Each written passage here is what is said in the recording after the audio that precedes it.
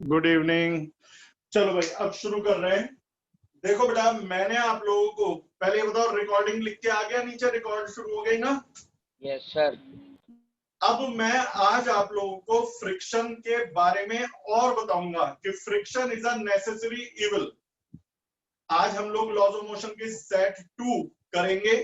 इसकी maximum theory तो मैं आप लोगों को वीडियोस भेज के करा चुका हूं, आपके व्हाट्सएप ग्रुप में मैंने भेज रखी है, पढ़ भी ली होंगी आप लोगों ने। मैंने आपको काफी दिन पहले भेज दी थी, लेकिन आज उस कंसेप्ट को और एनहेंस करेंगे। हल्का सा पहले फ्रिक्शन का मामूली सा 2 मिनट का रिवीजन करवा दूं।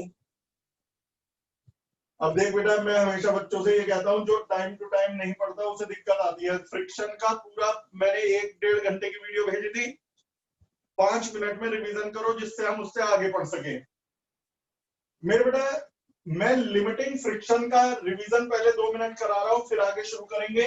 सर बोलो बेटा। सर एक बच्चे को अंदर ले लीजिए। लेता हूं बेटा। सर एक बच्चे को अंदर ले लीजिए। ले लिया। तो मेरे बेटा, मैं आपको लिमिटिंग फ्रिक्शन के बारे में एक बार हल्का सा रिवीजन करवा रहा हूं। पूरा टॉपिक जिसका छुटा हुआ हो बेटा मेरे से वीडियो मांग लेना, व्हाट्सएप नंबर लिखा हुआ है। ये मेरे बेटा बॉडी है। मैं आपको सबसे पहले हल्का सा बता रहा हूं कि friction is a self adjusting force के बारे में सिर्फ 3 मिनट या 4 मिनट।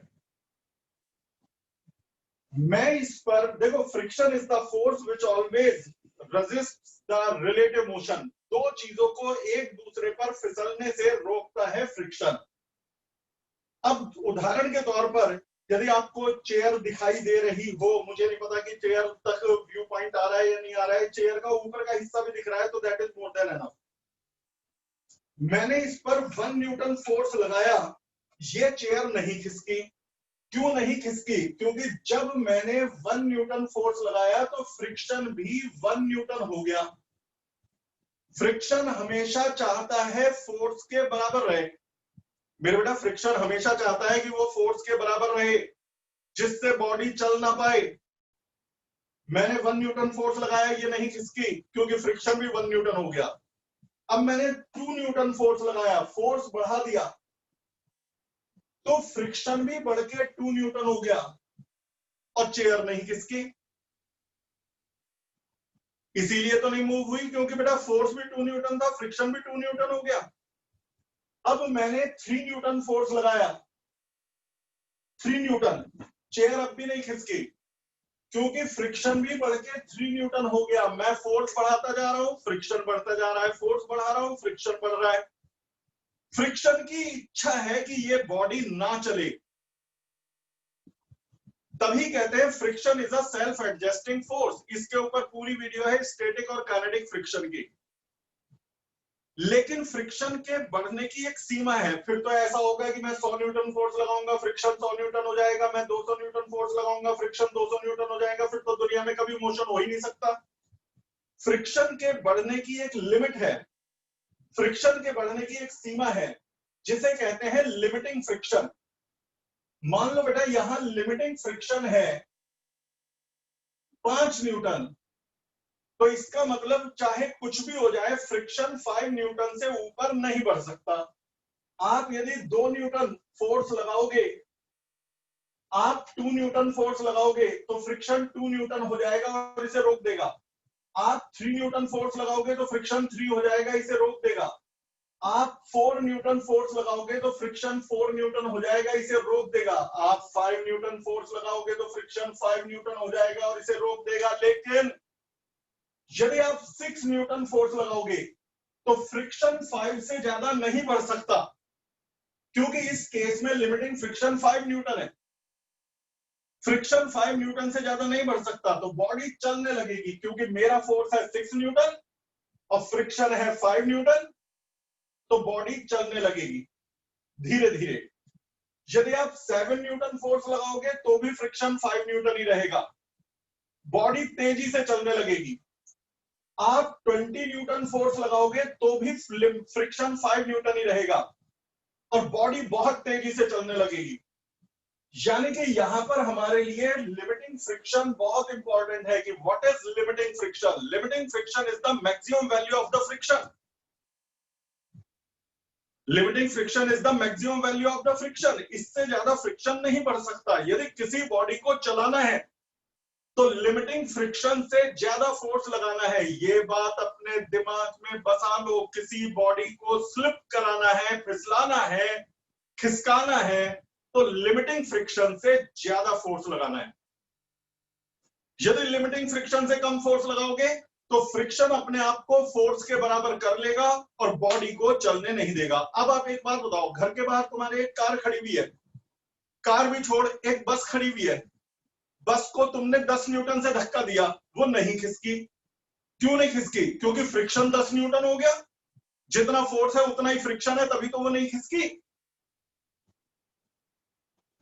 आपने दोनों हाथों से बस पे ताकत लगा दी, 50 न्यूटन का फोर्स लगा दिया, बस तो अब भी नहीं खिसकी क्योंकि फ्रिक्शन बढ़ के 50 न्यूटन हो गया। फ्रिक्शन बदल सकता है। Friction is a self adjusting force. Friction अपने आप को एडजस्ट करके हमेशा बराबर हो जाएगा फोर्स के, कोशिश करेगा। लेकिन लिमिटिंग फ्रिक्शन से ज्यादा फ्रिक्शन कभी नहीं बढ़ सकता।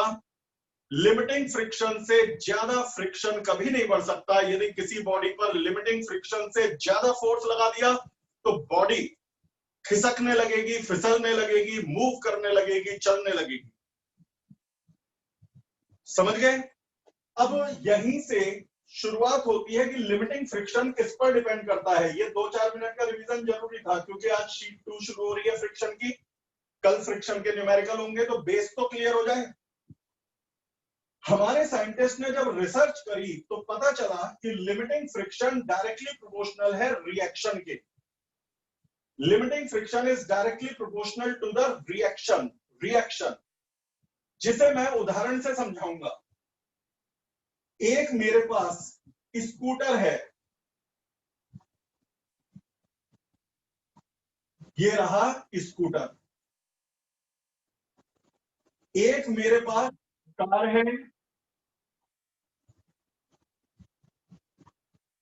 कार है, और एक मेरे पास ट्रक है लंबा चौड़ा। ठीक। अब यहां पर तुम जानते हो किसी भी चीज को खिसकाना है तो लिमिटिंग फ्रिक्शन से ज्यादा फोर्स लगाना पड़ेगा। तुम सभी को पता है कि स्कूटर को खिसकाना बहुत आसान है, कार को खिसकाना मुश्किल है और ट्रक को खिसकाना तो बहुत ही मुश्किल है। एक अकेला आदमी तो खिसका ही नहीं सकता। लेकिन क्यों?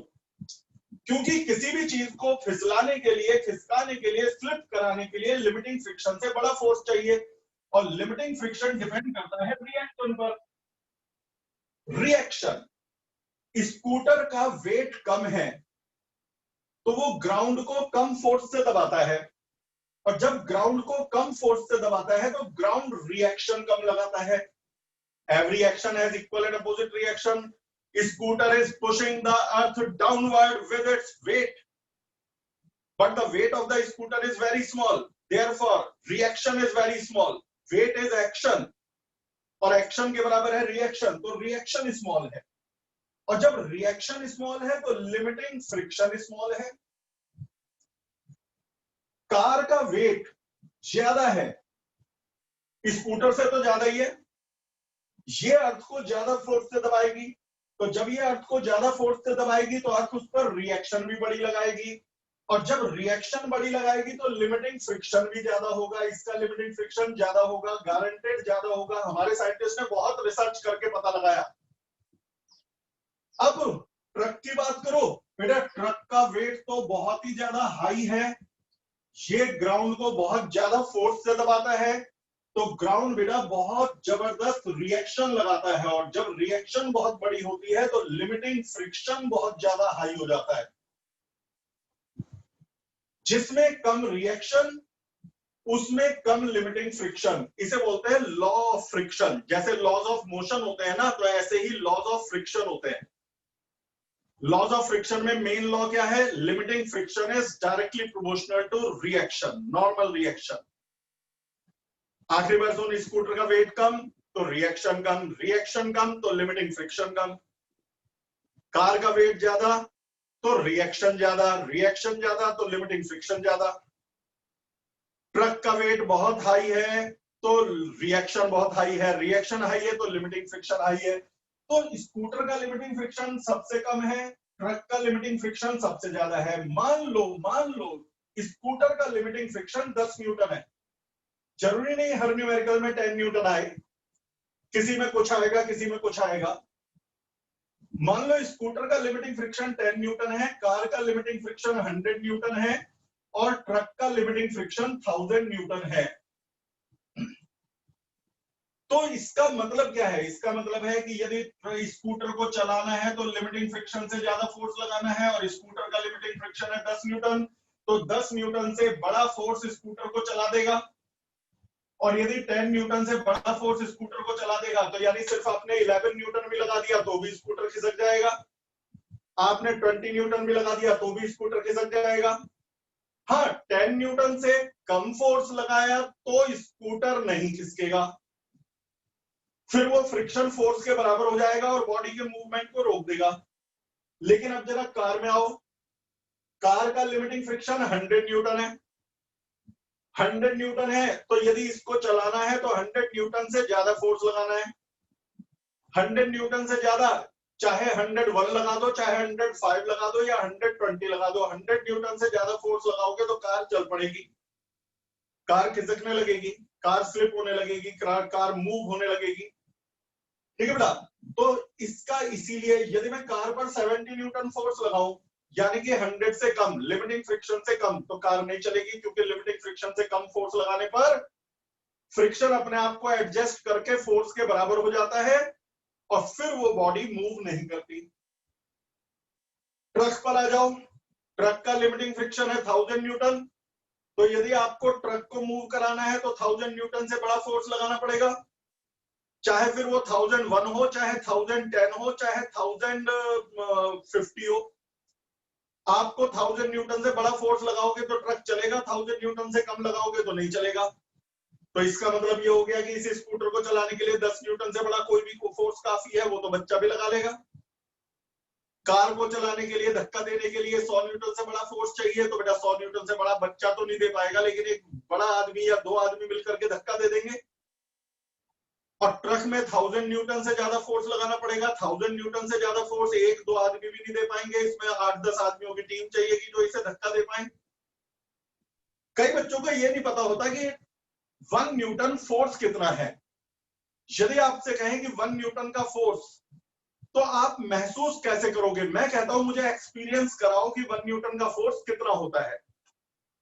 तो आप 100 ग्राम का मास, 100 ग्राम का मास मेरे सिर पे रख देना, मैं कुछ फोर्स महसूस करूंगा उसके वेट के कारण। आपने मेरे सिर पर 100 ग्राम, 100 ग्राम का मास रख दिया, वो मेरे सिर को दबाएगा, मुझे कुछ फोर्स महसूस होगा, वही फोर्स 1 न्यूटन है अप्रॉक्स। 100 ग्राम का मास किसी बॉडी पर रख दे, कैसे? जरा सुनो। एक बॉडी यदि 100 ग्राम की है यानी 0.1 केजी की है, तो उसका वेट क्या होगा? mg, यानी कि बेटा 0.1 g, मतलब 0.1 इंटू 10। जी की वैल्यू मैंने अप्रॉक्स, तभी मैंने अप्रॉक्स बोला था, 9.8 की बजाय 10 मीटर पर सेकंड स्क्वायर ले ली, मल्टीप्लाई करके क्या आया? 1 न्यूटन। आपको यदि कोई कहे कि 1 न्यूटन होता कितना फोर्स है, बेटा बचपन से आप न्यूटन न्यूटन पढ़ते आ रहे हो, लेकिन आधे बच्चों को ये नहीं पता कि 1 न्यूटन फोर्स होता कितना है। 100 ग्राम का मास अपने सिर पे रख के खड़े हो जाओ, जो फोर्स महसूस करोगे वो 1 न्यूटन है। कोई आपसे कहे कि क्या 1000 न्यूटन फोर्स एक आदमी झेल सकता है? 1000 न्यूटन का मतलब समझ गए? 100 किलो का मास मेरे सिर पे रख दो, क्या मैं 100 किलो का मास अपने सिर पर रख सकता हूं? क्योंकि 100 किलो का मास मेरे पे 1000 न्यूटन फोर्स लगाएगा, 100 जी, और जी को 10 मान लिया जाए तो 1000 न्यूटन। तो आपसे कोई कहे कि क्या 1000 न्यूटन का फोर्स आप महसूस कर सकते हो, झेल सकते हो, तो हिसाब लगा लेना कि आप 100 किलो का मास सिर पे रख के खड़े हो सकते हो। यदि नहीं तो कह देना कि 1000 Newton is a very big force, मैं नहीं झेल सकता, आई कांट टॉलरेट। मेरे बेटा साइंस की ना कम से कम फिजिक्स की एक बात है, फिजिक्स रटने का सब्जेक्ट बिल्कुल भी नहीं है। फिजिक्स एक महसूस करने का, एक एक्सपीरियंस करने का सब्जेक्ट है। जो फिजिक्स से प्यार करते हैं, फिजिक्स से लव करते हैं, वही आगे सक्सेसफुल होते हैं। जो रटते हैं, इसे एज ए सब्जेक्ट लेकर के चलते हैं, उनका कुछ नहीं होता। घुस जाओ, फिजिक्स की हर चीज समझने की कोशिश करो। खैर, तो मैंने आपको यह बता दिया, यदि किसी पर लिमिटिंग फ्रिक्शन से ज्यादा फोर्स लगा दिया तो वो चीज फिसल जाएगी, वो चीज स्लिप हो जाएगी। अब क्वेश्चन ये आता है, फ्रिक्शन फायदेमंद है या नुकसानदेह है? तो जवाब है, friction is a necessary evil. ये मेरी पुरानी वीडियो में डिस्कस शायद नहीं किया था, इसीलिए मैं आपको आज डिस्कस कर रहा हूं। Friction is a necessary evil. ये जरूरी भी है और ये नुकसानदेह भी है। जरूरी क्यों है? क्योंकि मेरे लाल, फ्रिक्शन के बगैर आप चल भी नहीं सकते। फ्रिक्शन ना हो तो गाड़ियां चल नहीं सकती, फ्रिक्शन ना हो तो आप भी नहीं चल सकते। ऐसा क्यों? तो वो चीज मैं आपको बताऊंगा। पहले कल न्यूमेरिकल होंगे, क्लास मिस मत कर देना। आज तो बेसिक इंट्रोडक्शन चल रहा है। मेरे बेटा, फ्रिक्शन नेसेसरी क्यों है? फ्रिक्शन के बगैर चल क्यों नहीं सकते? तो पता है, आप जब ग्राउंड पर चलते हो तो फ्रिक्शन ही आपको आगे बढ़ाता है। फ्रिक्शन ही आपको आगे बढ़ाता है। देखिए कैसे, कोई भी आदमी चलता कैसे है। अब आप जहां भी बैठे हुए हो, आप इमेजिन करिए कि जब आपको आगे बढ़ना होता है तो आप ग्राउंड को पीछे धक्का देते हो। जहां भी बैठे हुए हो, जरा जमीन पर पैर रखो। यदि खड़े हो रहे हो तो जमीन पर पैर रखो और आगे चलने की कोशिश करो, तो आपको दिखाई देगा कि आपने ग्राउंड को पीछे धक्का दिया, ग्राउंड को पीछे धक्का दिया। जब ये ग्राउंड को पीछे फोर्स लगाता है तो इक्वल एंड अपोजिट फ्रिक्शन लगता है आदमी के ऊपर। आदमी ने ग्राउंड को पीछे पुश किया, बैकवर्ड। ग्राउंड ने आदमी को आगे पुश किया, फ्रिक्शन लगा दिया। समझ गए? ये फ्रिक्शन ही आदमी को चलाता है। यदि फ्रिक्शन ना हो, मान लो फ्रिक्शन ना हो, तो आप आगे नहीं बढ़ सकते। उदाहरण दूं, कार नहीं चल सकती। कार कैसे चलती है? जैसे ये टायर है, जब टायर घूमता है तो घूम करके मॉलिक्यूल्स घूम करके ग्राउंड पर पीछे की तरफ फोर्स लगाते हैं। यूं घूम के आएंगे तेजी से, जमीन को पीछे की तरफ धक्का देंगे, और जिधर फोर्स लगता है उसके अपोजिट फ्रिक्शन लगता है, तो टायर पर आगे की तरफ फ्रिक्शन लगता है।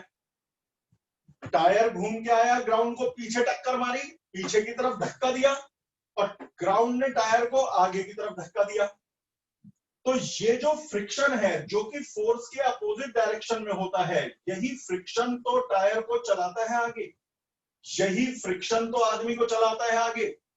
मैं आपको प्रूफ कर दूंगा कि यदि फ्रिक्शन नहीं होगा तो आप चल नहीं पाएंगे या बहुत दिक्कत होगी। कभी आपकी गाड़ी के टायर कीचड़ में फंसे हैं, मड में? आप रेस देते रहते हो, टायर घूमता रहता है लेकिन आगे नहीं बढ़ता। क्यों? क्योंकि मड में फ्रिक्शन बहुत कम है, मड स्लिपरी है, फ्रिक्शन ना के बराबर है। और जब फ्रिक्शन बहुत कम होता है तो मूवमेंट नहीं हो पाता, क्योंकि गाड़ी को तो आगे बढ़ाता फ्रिक्शन है। आप ये बताओ, जितना ज्यादा फ्रिक्शन होगा उतना आप तेज चलोगे। कभी आपने रेस करने वाले लोगों के जूते देखे हो? अलग शूज आते हैं स्पाइक्स वाले, जिसमें कांटे कांटे निकले रहते हैं। ये जो कांटे कांटे निकले रहते हैं, तो इससे फ्रिक्शन बढ़ जाता है, और फ्रिक्शन बढ़ जाता है तो वो तेज दौड़ते हैं, क्योंकि दौड़ने के लिए, आगे बढ़ाने के लिए फ्रिक्शन की जरूरत है। हमारा फोर्स जमीन को पीछे धक्का देगा और जमीन का फ्रिक्शन हमें आगे ले जाएगा। हमारा फोर्स हमें आगे नहीं ले जाएगा, हमारा फोर्स तो ग्राउंड को पीछे धक्का देगा, और ग्राउंड जो फ्रिक्शन लगाएगा वो हमें आगे लेकर के जाएगा। तो हम तो फ्रिक्शन के कारण आगे चल रहे हैं, ना कि हमारे फोर्स के कारण। समझ गए? अच्छा, जब आप फोर्स ज्यादा लगाते हो तो फ्रिक्शन भी ज्यादा लगता है, फोर्स और ज्यादा लगाते हो तो फ्रिक्शन और ज्यादा लगता है, तो आप तेज और तेज होते चले जाते हो। मैंने बताया था ना, friction is a self adjusting force. Friction हमेशा फोर्स के बराबर रहने की कोशिश करता है। तो आपने 1 न्यूटन फोर्स लगाया तो फ्रिक्शन भी 1 न्यूटन हो गया, आपने 10 न्यूटन फोर्स लगाया फ्रिक्शन भी 10 न्यूटन हो गया। अब 10 न्यूटन का फ्रिक्शन आपको चलाएगा, तेज चलोगे। आपने 30 न्यूटन फोर्स लगाया तो फ्रिक्शन भी 30 न्यूटन हो गया, और जब फ्रिक्शन 30 न्यूटन हो गया तो आप और तेज चलोगे। लेकिन यहीं से एक आईआईटी का क्वेश्चन निकल के आता है, आईआईटी में भी आ चुका है और एम्स में भी आ चुका है। क्या क्वेश्चन है? अच्छा, पहले मैं एक बार आपको बता चुका हूं कि लिमिटिंग फ्रिक्शन डायरेक्टली प्रोपोर्शनल है आर। अभी बता दिया, बीच में मैं क्वेश्चन रोक करके पहले पूरा कंसेप्ट कर दूं। ये तो समझ ही गए होंगे कि हमें आगे बढ़ाता है फ्रिक्शन, ना कि फोर्स। अब मेरे बेटा limiting friction directly proportional to R है। यदि आप प्रोपोर्शनलिटी का साइन हटा के इक्वल का साइन लगाओगे तो एक कांस्टेंट लेना पड़ेगा, वो है म्यू। तो लिमिटिंग फ्रिक्शन का फॉर्मूला है म्यू आर। ये म्यू कहलाता है coefficient of friction. Coefficient of friction ये हर सरफेस का अलग अलग होता है। कुछ सरफेस बड़े स्मूथ होते हैं, कुछ सरफेस बहुत खुरदुरे होते हैं। जो स्मूथ सरफेस होते हैं उनमें म्यू कम होता है, और म्यू कम होता है तो उनमें फ्रिक्शन भी कम होता है, लिमिटिंग फ्रिक्शन कम होता है। जो रफ सरफेस होते हैं, खुरदुरे सरफेस होते हैं, उनमें म्यू ज्यादा होता है और इसीलिए फ्रिक्शन भी ज्यादा होता है। म्यू कम होगा तो लिमिटिंग फ्रिक्शन कम होगा, म्यू ज्यादा होगा तो लिमिटिंग फ्रिक्शन ज्यादा होगा। समझ गए? म्यू कम तो लिमिटिंग फ्रिक्शन कम, म्यू ज्यादा तो लिमिटिंग फ्रिक्शन ज्यादा। तो सरफेस टू सरफेस डिपेंड करता है, कोई सरफेस ज्यादा फ्रिक्शन वाला है, कोई सरफेस कम फ्रिक्शन वाला है। एक बात और, कई बार तुमने देखा होगा कि आदमी दौड़ते दौड़ते पैर स्लिप हो गया और गिर पड़ा। पता है पैर स्लिप कब होता है? पैर कब स्लिप होता है? बर्फ पे शायद तुम लोग यदि बर्फ की जगहों में गए हो तो तुमने बहुत लोगों को फिसल के गिरते हुए देखा होगा। गुलमर्ग चले जाओ, इधर आप मनाली चले जाओ सर्दियों में, या वैष्णो देवी जाते हो तो पटनी टॉप चले जाओ, तो वहां आपको ये नजारे आम मिलेंगे। सर्दी के मौसम में बर्फ पर लोग दौड़ भाग कर रहे हैं, धड़ से गिर पड़े, या दो जनों का हाथ पकड़ के चल रहे हैं। उसका कारण क्या है? तुम्हें जो दो बातें बताई थी उन्हें मिलाओ। पहली बात, यदि फोर्स लिमिटिंग फ्रिक्शन से बड़ा होगा तो चीजें स्लिप हो जाती हैं, यदि फोर्स लिमिटिंग फ्रिक्शन से कम होगा तो स्लिप नहीं होती। शुरू में ही कार, ट्रक, बस वगैरह के एग्जाम्पल दिए थे। लिमिटिंग फ्रिक्शन से कम फोर्स लगाओगे तो कोई चीज स्लिप नहीं होगी, लिमिटिंग फ्रिक्शन से ज्यादा फोर्स लगाओगे तो स्लिप हो जाएगी। अब मैं आपको बताता हूं कि बेटा केले के छिलके पे क्यों फिसल जाते हैं और तुम्हारे बर्फ पे क्यों फिसल जाते हैं। मेरे बेटा मान लो ये सड़क है, यहां एक केले का छिलका पड़ा हुआ है, ठीक? जो केले का छिलका होता है वो स्लिपरी होता है, और जितनी भी चीज स्लिपरी होती है उनका म्यू कम होता है। म्यू कम होता है तो लिमिटिंग फ्रिक्शन कम होता है। ये रोड है, रोड रफ होती है, तुम देखते होंगे हमेशा तारकोल वगैरह डाल करके और बजरी वगैरह डाल के उसे खुरदुरा बनाया जाता है, रफ बनाया जाता है। वो क्यों? क्योंकि खुरदुरी चीजों का, रफ चीजों का म्यू हाई होता है, और म्यू हाई होता है तो लिमिटिंग फ्रिक्शन ज्यादा होता है। पता चला कि यहां लिमिटिंग फ्रिक्शन है 100 न्यूटन, यहां ये क्या है? Limiting friction. ये डाटा मैं एज्यूम कर रहा हूं, जब अभी न्यूमेरिकल शुरू होंगे तो डाटा कैसे निकाला जाता है वो सिखाया जाएगा। यहां लिमिटिंग फ्रिक्शन है 100 न्यूटन सड़क पर, यहां लिमिटिंग फ्रिक्शन है 100 न्यूटन। केले का छिलका आ गया, केले के छिलके पर लिमिटिंग फ्रिक्शन है सपोज 20 न्यूटन, क्योंकि स्लिप म्यू कम है। और फिर सड़क पर लिमिटिंग फ्रिक्शन है 100 न्यूटन, लिमिटिंग फ्रिक्शन है 100 न्यूटन। तुम्हें याद है चीजें कब फिसलती हैं? तो जवाब है चीजें तब फिसलती है जब हमारा फोर्स लिमिटिंग फ्रिक्शन से ज्यादा हो जाए। अब इमेजिन करो एक आदमी दौड़ता आ रहा है, उसने केले का छिलका नहीं देखा, आदमी यहां से दौड़ता आ रहा है, उसने ग्राउंड पर फोर्स लगाया 60 न्यूटन, जो कि लिमिटिंग फ्रिक्शन से कम है। जब लिमिटिंग फ्रिक्शन से कम है तो ये स्लिप नहीं होगा।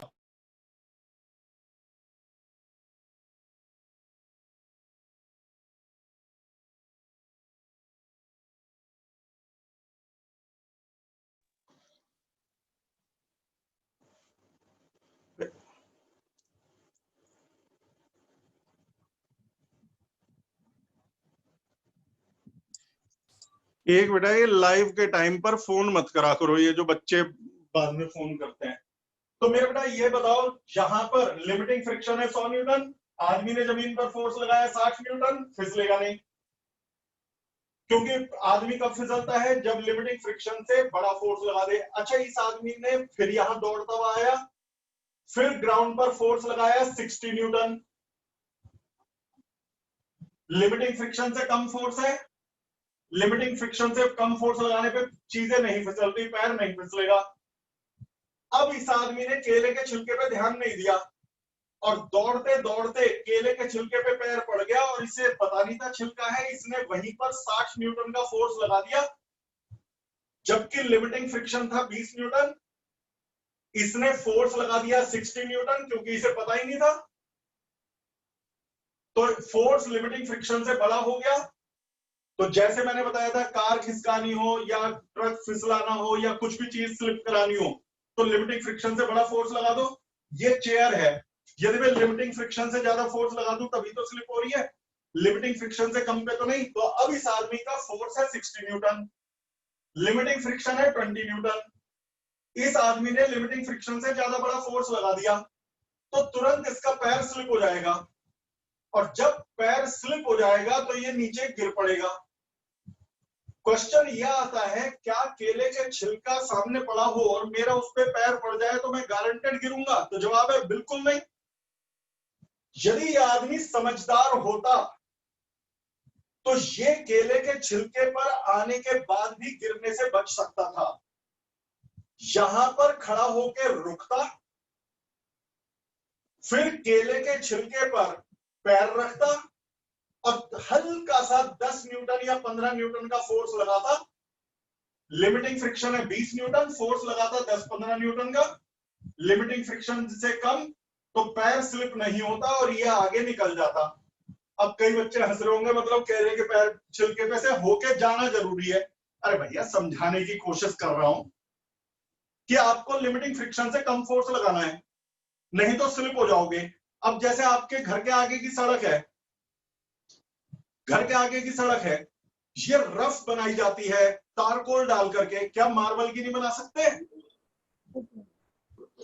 मार्बल की सड़क पे क्यों फिसल जाएंगे लोग? कार है, मैं मान लो, अच्छा एक आज इस कंसेप्ट को पूरा ही पक्का करते हैं, आपके घर के बाहर की सड़क मैं बनवा दूं संगमरमर की, मार्बल की, आपकी गाड़ी के टायर कर दूं चिकने, उन्हें सरसों के तेल में डुबा करके कार में लगा दूं, और फिर मैं कहूं कि कार चला करके रेस लगाओ, पता है कार आगे नहीं बढ़ेगी, फिसलने लगेंगे टायर। उसका कारण क्या है? जितने भी स्मूथ सरफेस होते हैं उनमें लिमिटिंग फ्रिक्शन कम होता है। एक तो मार्बल की रोड, चिकने टायर, सरसों का तेल, पता चला लिमिटिंग फ्रिक्शन रह गया 5 न्यूटन, बहुत ही कम। आप कार में बैठे, स्टार्ट किया, हल्का सा रेस लगाते ही आपके इंजन है ताकतवर, उसने फोर्स लगा दिया 25 न्यूटन। अब लिमिटिंग फ्रिक्शन है 5 न्यूटन और आपने फोर्स लगा दिया 25 न्यूटन। तो जब लिमिटिंग फ्रिक्शन से ज्यादा फोर्स लगाते हैं तो क्या होता है? चीजें स्लिप होने लगती हैं, तो कार का टायर स्लिप होने लगेगा। तभी पुरानी चप्पल जो चिकनी हो जाती है उसे पहन करके कई बार मार्बल पे गिर जाते हैं ना लोग। और मेरे ख्याल में जो ध्यान से सुन रहा है वो आज के बाद तो भूलेगा नहीं कि ये मैं क्या बताना चाह रहा हूं। जब नॉर्मली नई नई चप्पल लेकर के आते हो, वो खुरदरी होती है, रफ होती है, नीचे से देखा करो, उनमें लिमिटिंग फ्रिक्शन हाई होता है। पता चला लिमिटिंग फ्रिक्शन है 50 न्यूटन, नई चप्पल है, नए शूज है, उसमें लिमिटिंग फ्रिक्शन है 50 न्यूटन। अब जरा मेरी बात पे गौर करना, 50 न्यूटन, आप दौड़ने गए और जमीन पर फोर्स लगा रहे हैं 40 न्यूटन का, आपका फोर्स लिमिटिंग फ्रिक्शन से कम है, कहीं भी शूज नहीं स्लिप होगा, कहीं भी चप्पल नहीं स्लिप होगी, क्योंकि आप लिमिटिंग फ्रिक्शन से कम फोर्स लगा रहे हो। लेकिन अब क्या हुआ, कुछ समय बाद आपकी जूते घिस गए या चप्पल घिस गई और वो हो गई स्लिपरी, चिकनी हो गई, लिमिटिंग फ्रिक्शन कम हो गया। अब उनका और जमीन के बीच का लिमिटिंग फ्रिक्शन है मान लो 10 न्यूटन। आप उसे पहन करके दौड़ने लगे और आपने फोर्स लगा दिया 30 न्यूटन, क्योंकि आपको तो आदत है, हर आदमी की एक आदत होती है कि भाई मैं इतना फोर्स लगाता हूं। आपने फोर्स लगा दिया 30 न्यूटन और लिमिटिंग फ्रिक्शन है बेचारा 10 न्यूटन, तो आपका फोर्स लिमिटिंग फ्रिक्शन से बड़ा हो गया, चप्पल फिसल जाएगी, शूज फिसल जाएंगे। तभी बेटा गाड़ी के टायर जब चिकने हो जाते हैं, पुराने हो जाते हैं, तो हम उसे बदलवा लेते हैं, उनके स्लिप होने का खतरा रहता है। जब इतनी बातें हो गई, मेरे ख्याल में न्यूमेरिकल का अच्छा खासा बेस तैयार होने लग रहा है। जब इतनी बातें हो गई तो एक बात और बताता हूं मैं आपको, कई लोगों को मैंने एक बेवकूफी करते हुए देखा है। मान लो बर्फ के ऊपर कई लोग पहाड़ पे जा रहे हैं और उनकी गाड़ी बर्फ में फंस गई, टायर स्लिप हो रहा है, तो वो एकदम तेजी से रेस देने करके निकलने की कोशिश करते हैं। या कई बार मैंने देखा है कीचड़ में टायर फंस गया, रेस दे रहे हैं, टायर स्लिप हो रहा है, तो ऐसे में वो और तेज रेस दे करके निकलने की कोशिश करते हैं। क्वेश्चन ये है कि क्या वो सही करते हैं? तो जवाब है बिल्कुल नहीं। मुझे भेज दो आप कितनी भी बर्फ में, कितने भी कीचड़ में, मैं अपनी गाड़ी निकाल के ले जाऊंगा बिना फिसले। और आप भी यदि मेरी बात को ध्यान से सुन रहे हो, कैसे सुन मेरे बेटा, मान लो यहां पर मड है, कीचड़ हो रही है, यहां लिमिटिंग फ्रिक्शन बहुत कम है, मड है या आइस है, बर्फ है या कुछ भी है। कई बार बरसात में कीचड़ हो जाती है पूरी सड़क पे, यहां मड है और यहां लिमिटिंग फ्रिक्शन बहुत कम है, लिमिटिंग फ्रिक्शन है सिर्फ 10 न्यूटन। इधर मड नहीं है, एक कार का टायर, बस टायर बना रहा हूं, यहां पर जब यहां लिमिटिंग फ्रिक्शन ज्यादा था, इधर मड नहीं है, या मड कह लो या आइस कह लो, दोनों का रोल एक ही है। यहां मड या आइस नहीं है, यहां मड है या आइस है, कुछ भी है। जब यहां मड नहीं था तो लिमिटिंग फ्रिक्शन ज्यादा था, रफ सरफेस था, लिमिटिंग फ्रिक्शन था मान लो 100 न्यूटन। कई बार फेक डिजिट से समझना आसान हो जाता है, और अचानक कीचड़ या बर्फ आ गई और लिमिटिंग फ्रिक्शन रह गया 10 न्यूटन। यहां पर गाड़ी वाला गाड़ी चलाता आ रहा था, जब वो रेस देता है तो टायर घूम के आता है और जमीन पर पीछे की तरफ फोर्स लगाता है, इस तरह से घूमा, धड़ से टक्कर मारी। मान लो इसने पीछे की तरफ फोर्स लगाया है 50 न्यूटन, तो ये टायर फिसलेगा नहीं, क्योंकि लिमिटिंग फ्रिक्शन है 100 न्यूटन, उसने फोर्स लगाया 50 न्यूटन, तो लिमिटिंग फ्रिक्शन से कम फोर्स है, तो टायर स्लिप नहीं होगा, गाड़ी चलेगी। अब वो यहां पहुंच गया, उसने रेस कम नहीं करी, उसने टायर पर इंजन पे जोर लगाया, रेस पेडल दबाया और पीछे की तरफ फोर्स लगाया 50 न्यूटन। सर हाँ बोलो सर जैसे ये आपने कहा कि 50 न्यूटन लगाया, तो सर गाड़ी आगे नहीं बढ़ेगी वो तो? बेटा पहले मैंने एक बात बोली थी, बीच में कंटिन्यूटी मत तोड़, अभी रिकॉर्डिंग बंद करके सब समझा रहा हूँ, ठीक है? गाड़ी आगे बढ़ेगी, एक्शन रिएक्शन का चल अब बीच में रोक ही दिया तो मैं बता दूं मेरे बेटा, एक्शन और रिएक्शन कभी भी एक चीज पे काम नहीं करते। यदि एक्शन और रिएक्शन एक ही चीज पे काम करते तो किसी के चांटा मारने से मुझे दर्द नहीं होता। कैसे? जरा मेरी बात सुनना, गौर से सुनना। मैंने दीवार में हाथ मारा, मुझे दर्द क्यों हुआ? जबकि मेरा फोर्स और दीवार का रिएक्शन इक्वल एंड अपोजिट थे। सोचो ध्यान से, क्या बता रहा हूं ये बताओ। मैंने दीवार पे 10 न्यूटन का फोर्स लगाया, तो दीवार ने गारंटेड मेरे हाथ पे 10 न्यूटन की रिएक्शन लगाई होगी। यस या नो बोलो फटाफट। यस सर अपोजिट है तो कैंसिल। Yes sir. तो फिर कैंसिल हो गए तो मुझे दर्द क्यों हुआ जब दोनों फोर्स कैंसिल हो गए? दरअसल ये दोनों फोर्स अलग अलग बॉडी पे लगते हैं, इसलिए कैंसिल नहीं होते। ये दोनों फोर्स, गौर से सुन लो, अलग अलग बॉडी पर लगते हैं, इसलिए कैंसिल नहीं होते। मेरा एक्शन दीवार पर लग रहा है और दीवार का रिएक्शन हाथ पे लग रहा है। मेरा एक्शन दीवार पे लग रहा है और दीवार का रिएक्शन मेरे हाथ पे लग रहा है। और जब दो अलग अलग चीजों पर फोर्स लगे तो वो कभी कैंसिल नहीं होते। दो अलग अलग चीजों पर फोर्स लगे तो वो कैंसिल नहीं होते। तो तुम ये बताओ, मैं 10 न्यूटन का फोर्स दीवार पे लगाऊं और 10 न्यूटन का गाल पे लगाऊं, क्या कैंसिल हो सकते हैं? नहीं। क्यों नहीं? क्योंकि ये दोनों अलग अलग चीजों पे लगे। फोर्स कैंसिल कब होते हैं? जब एक ही चीज पर दोनों फोर्स लगे। तो मेरा एक्शन दीवार पे लगा, दीवार का रिएक्शन हाथ पे लगा। मेरे एक्शन से दीवार टूट गई, मैंने कस के हाथ मारा, बोर्ड तोड़ दिया, तो वो मेरे एक्शन ने तोड़ा। और दीवार के रिएक्शन से हड्डी टूट गई। मतलब क्या हुआ? ये दोनों अलग अलग चीजों पे लगते हैं। यानी जो टायर ने फोर्स लगाया वो लगाया है 50 न्यूटन जमीन पर, और जमीन ने जो 50 न्यूटन का फ्रिक्शन लगाया है वो लगाया है टायर पर।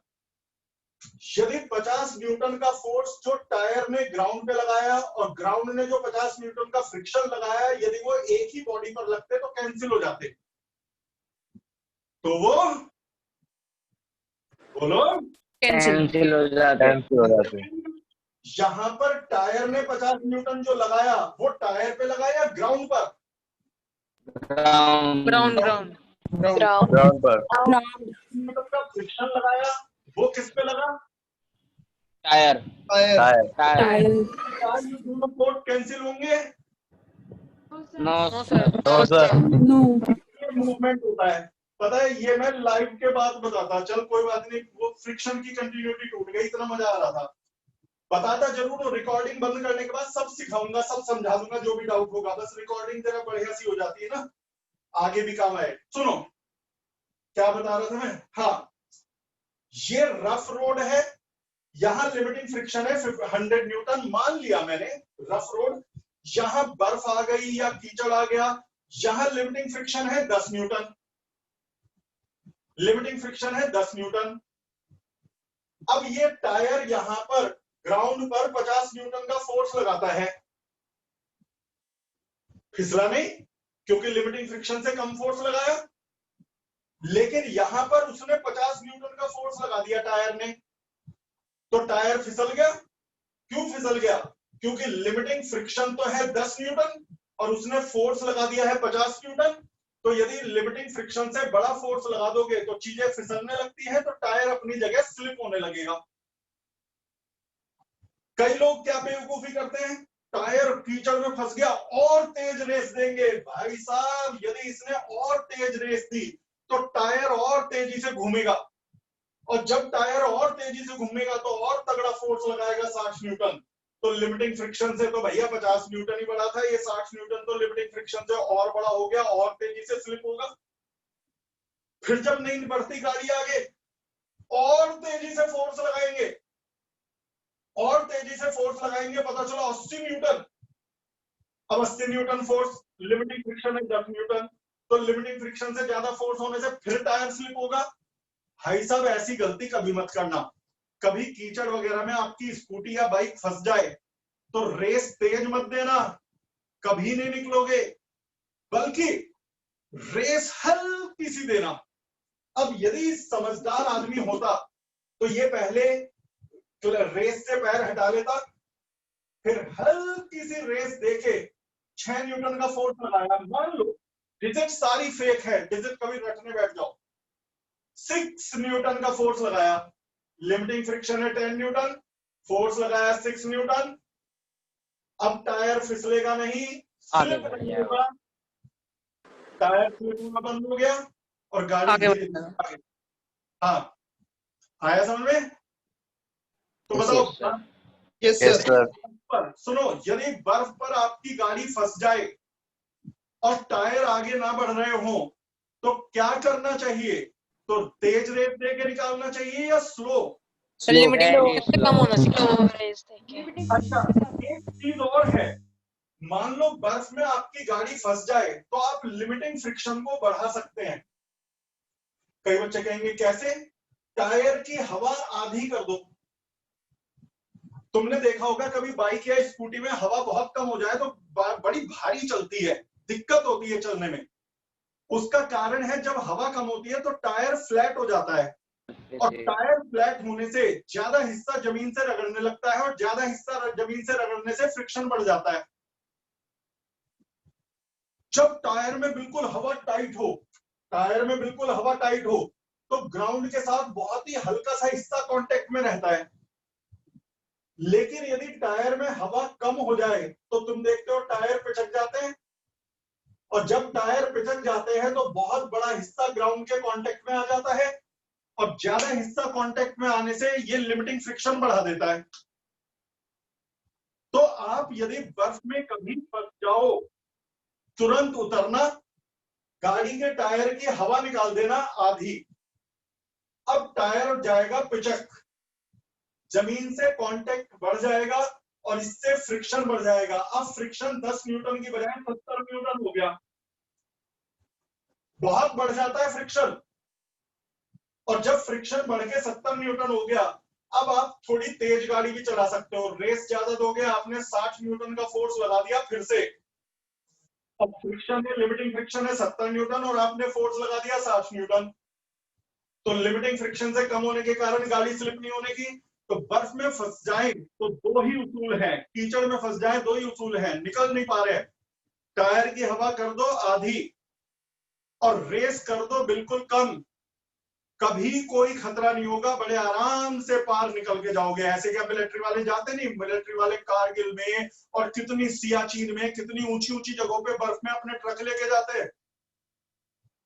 इसके अलावा मिलिट्री वाले तो एक काम और करते हैं, टायर के ऊपर लोहे की चेन लपेट देते हैं। ये शायद आप लोगों ने, कुछ बच्चों ने देखा हो, लोहे की चेन लपेट देते हैं।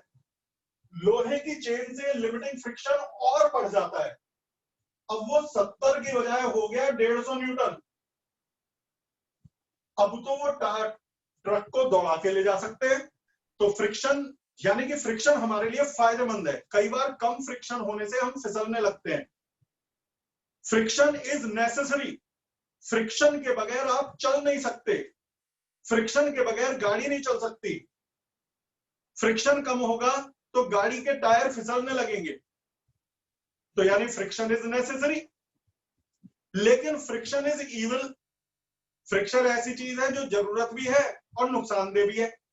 अब फ्रिक्शन इविल यानी बुराई कैसे है भाई? पता है, फ्रिक्शन के कारण हमारी बहुत एनर्जी बर्बाद हो जाती है कई बार। अब तो शायद तुम में से कुछ ही बच्चे साइकिल चलाते हो, बचपन में खूब चलाई होगी। साइकिल की चेन में ग्रीस लगाते हो, साइकिल के बॉल बेयरिंग में ऑयल डालते हो, क्यों? इसलिए कि जिससे फ्रिक्शन कम रहे। यदि आप ग्रीसिंग नहीं करोगे, ऑयलिंग नहीं करोगे तो साइकिल भारी चलेगी, आपको ताकत ज्यादा लगानी पड़ेगी। फ्रिक्शन मोशन को रोकने की भी कोशिश करता है। एक और तो फ्रिक्शन मोशन को चलाने में हेल्प करता है, और दूसरी तरफ फ्रिक्शन मोशन को रोकता भी है। कैसे? जमीन पर एक बॉल लुढ़का दी, थोड़ी दूर जाके रुक गई, किसने रोका? मैंने रोका? नहीं, फ्रिक्शन ने रोका। फ्रिक्शन मोशन को रोकने की भी कोशिश करता है। तो तभी कहा जाता है friction is a necessary evil. Friction के ऊपर पूरे डिटेल में नेसेसरी और इविल से रिलेटेड नोट्स में मैंने लिख रखा है। नोट्स खोल के आज ही, पीडीएफ दे रखे हैं, नोट्स खोल के आज ही फ्रिक्शन इज नेसेसरी इविल के बारे में आप पढ़िएगा। अब मैं एक सुपरमैन के क्वेश्चन की बात करी थी। सुपरमैन,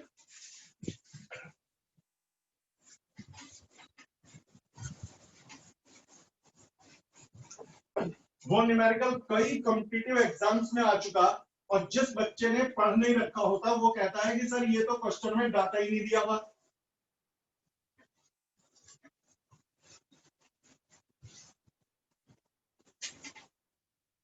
मेरे बेटा क्वेश्चन क्या है सुन लीजिए। एक 100 मीटर का, 100 मीटर का ट्रैक है, रफ ट्रैक है, खुरदुरा सरफेस है, और यहां खड़ा है सुपरमैन। सुपरमैन में अनलिमिटेड पावर है, ये ग्राउंड पर जितना चाहे फोर्स लगा सकता है। हाइपोथेटिकल सिचुएशन है, a superman can spend unlimited power. इससे कहो 1 लाख न्यूटन फोर्स लगा दो, लगा देगा। 20 करोड़ न्यूटन लगा दो, लगा देगा। एक इमेजिनरी आदमी है, जितना चाहे। सुपरमैन के शूज और ग्राउंड के बीच का कोफिशिएंट ऑफ फ्रिक्शन है 0.5। कोफिशिएंट ऑफ फ्रिक्शन मैंने कहा ना, जो रफ सरफेस होते हैं उनमें म्यू ज्यादा होता है, जो स्मूथ सरफेस होते हैं उनमें म्यू कम होता है। कोफिशिएंट ऑफ फ्रिक्शन बताया था ना, लिमिटिंग फ्रिक्शन का फॉर्मूला म्यू आर। तो म्यू हर क्वेश्चन में दिया जाएगा। कोई कहे कि म्यू की वैल्यू याद कर ले, भैया हर सरफेस का म्यू अलग है, कहां तक याद करोगे? कोफिशिएंट ऑफ फ्रिक्शन सरफेसेस पर डिपेंड करता है, तो हर न्यूमेरिकल में म्यू की वैल्यू दी जाएगी। आप कोई एक वैल्यू याद नहीं कर सकते। अब क्वेश्चन शुरू होता है। A superman can spend unlimited power, he can apply unlimited force, find the minimum time in which he can cover a race of 100 meter starting from rest. I repeat the question. Here we have a superman who can spend unlimited power, can apply unlimited force, find the minimum time in which he can cover a race of 100 meter. ठीक है बेटा। तो कई लोग कहेंगे कि जब हम कम फोर्स लगाते हैं तो धीरे धीरे दौड़ते हैं, जब हम ज्यादा फोर्स लगाते हैं तो तेजी से दौड़ते हैं। सुपरमैन अनलिमिटेड फोर्स लगाएगा तो अनलिमिटेड स्पीड से दौड़ेगा, वो तो फ्रैक्शन ऑफ सेकंड में वहां पहुंच जाएगा। गलत बात, गलत बात। फिसलेगा, अभी केले का छिलका पीछे को फिसलेगा, पीछे को फिसल जाएगा। ये सुनो, मुझे पता लगाना पड़ेगा कि इसे कितना फोर्स लगाना चाहिए। इसका मास और दे रखा है, मान लो 100 किलो का मान लेता हूं क्वेश्चन में। पहले 100 भी छोड़ो, उसके बगैर भी हो जाएगा। मास एम है। मुझे ये बताइए, ये ग्राउंड को कितने फोर्स से दबाएगा? mg। जब ये ग्राउंड को mg फोर्स से दबाएगा तो रिएक्शन भी इक्वल एंड अपोजिट होगी mg। जब रिएक्शन होगी mg तो लिमिटिंग फ्रिक्शन होता है म्यू आर 0.5 mg। ये है लिमिटिंग फ्रिक्शन। अब बिल्कुल शांत रहना, कोई बीच में नहीं बोलेगा। लिमिटिंग फ्रिक्शन हो गया म्यू mg। अब क्वेश्चन शुरू होता है। इसने, मान लो बेटा सुपरमैन ने ग्राउंड पर कम फोर्स लगाया, म्यू mg से कम फोर्स लगाया, तो उसे पहुंचने में देर लगेगी। ज्यादा फोर्स लगाया तो थोड़ा जल्दी पहुंचेगा, और ज्यादा फोर्स लगाया तो और जल्दी पहुंचेगा। लेकिन म्यू mg से ज्यादा फोर्स लगा दिया तो फिसल जाएगा।